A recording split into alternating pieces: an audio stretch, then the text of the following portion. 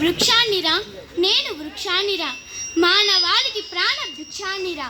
పొలమును దున్నే నాగలిని, పొలము మధ్యన మంచెను, పంట చేనుకు కంచెను, పంటను ఇంటికి చేర్చే బండిని, ధాన్య రాసుల పంటను, కూడు గూడు నీడనిచ్చే చెట్టును, చెడుగాలుల్ని చీకట్లో కలిపి ప్రాణవాయువును అందిస్తాను.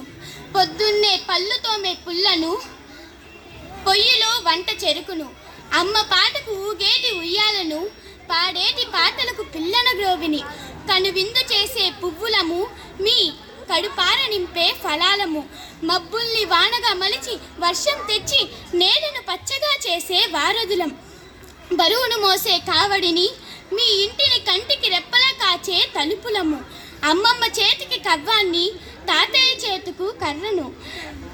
ప్రకృతి సౌందర్యాన్ని కాపాడేది మేమే.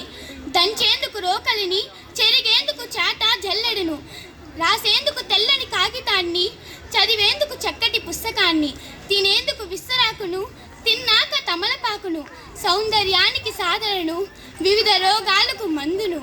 వృక్షాన్నిరా నేను వృక్షాన్నిరా, చివరి పైనానికి పాడెను, కడసారి కాల్చే కట్టెలము. ప్రచ్చని చెట్టును నేను, ప్రకృతి సమతౌల్యాన్ని కాపాడుతాను. మొక్కను, చెట్టును, తరువును, తోడును, నీ నీడను. అయితే ఎందుకు నన్ను నాశనం చేసేస్తున్నారు? ఎందుకు నా జీవన స్థితిగతుల్ని లేకుండా చేసేస్తున్నారు? నేను ఏ అన్యాయం చేశాను? ఏ పాపం చేశాను?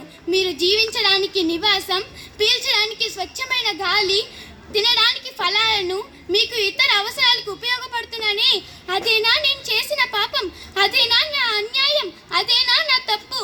ఎందుకు నన్ను అంతం చేసేస్తున్నారు? ఇప్పటికైనా వినండి నా గోడును, చేయకండి నా మోడును, చేయకండి నన్ను.